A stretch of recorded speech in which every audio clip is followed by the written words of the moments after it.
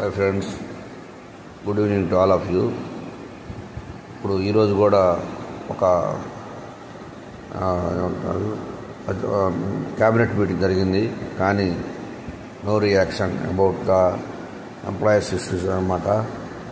ప్రతి నెల 2-3 cabinet meeting జరుగుతున్నాయి.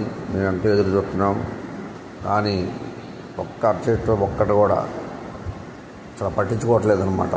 ఎందుకంటే ఎంప్లాయీస్ అందరూ కూడా ఎగేసుకొని కూటమికి ఓట్లు వేసినందుకు ఇప్పుడు తగిన ప్రతిఫలం మాకు ఇస్తున్నారు.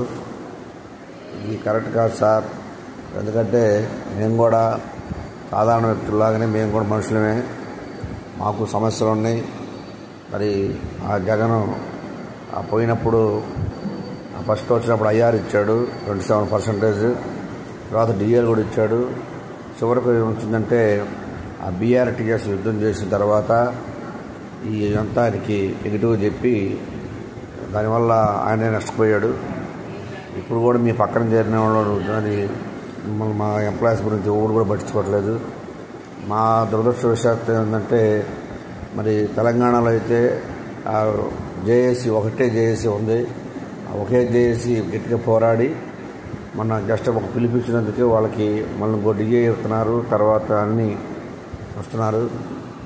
పాతకాలం ఏరియర్స్ కూడా ప్రతి నెల 700 కోట్లు రిలీజ్ చేస్తున్నారు. మా దురదృష్టం ఏంటంటే ఇక్కడ 4 జేఏసీలు తగలబడ్డాయి, ఒక్క జేఏసీ కూడా పనిచేయదన్నమాట. ప్రతి జేఏసీ కూడా మీ దగ్గరకు వచ్చి మీకు బాగా ఉండడానికే ప్రయత్నం చేస్తూ ఉంటాయి. కానీ అప్పుడు జగన్ గారు సీఎంగా ఉన్నప్పుడు ఆయన చుట్టూ చేరి ఆయన బాగా రుద్దారు. చివరికి వచ్చలేకే ఉద్యోగులను నమ్ముకున్న ఉద్యోగులను నెట్టేట ముంచారు. ఇప్పుడు కూడా అదేవిధంగా తయారవుతున్నారు వీళ్ళు జేఏసీలు. ఒక్కడు కూడా పోరాడే దమ్ము ధైర్యం లేదు. ఈ సిపిఎస్ ఉద్యోగులు ఎవరైతే వీళ్ళు ర్యాలీలు ధర్నాలకి పిలుపుతారో ఆ పిలుపులకి ఆ స్టేజీ పంచుకోవడానికి, ఆ స్టేజీ మీద వచ్చి మాట్లాడడానికి, అరవటానికి కప్పలాగా అరవటానికి కానీ ఉపయోగించుకుంటున్నారు. కానీ ఈ జేఏసీలు చేస్తుంది ఇప్పుడు ఏమి లేదు. మరి మీరైనా ఈ ఎంప్లాయీస్ అంతా ఈ 16 నెలల్లో అన్నీ సర్దుకొని కూర్చొని ఉన్నాం. కానీ మీరు ఇంతవరకు ప్రతి క్యాబినెట్ మీటింగ్ మేము చూస్తున్నాం, కానీ మీరు ఎలాంటి మా సమస్యల మీద ఏ సమస్య మీద స్పందించట్లేదు. ఇది మమ్మల్ని చాలా బాధిస్తుంది. పవన్ కళ్యాణ్ గారు మీరు కూడా కొంచెం దృష్టి పెట్టి మీరు ఏదో ఒకటి చేయండి, లేకపోతే మరి ఈ అవసరం ఎక్కువైపోతుంది.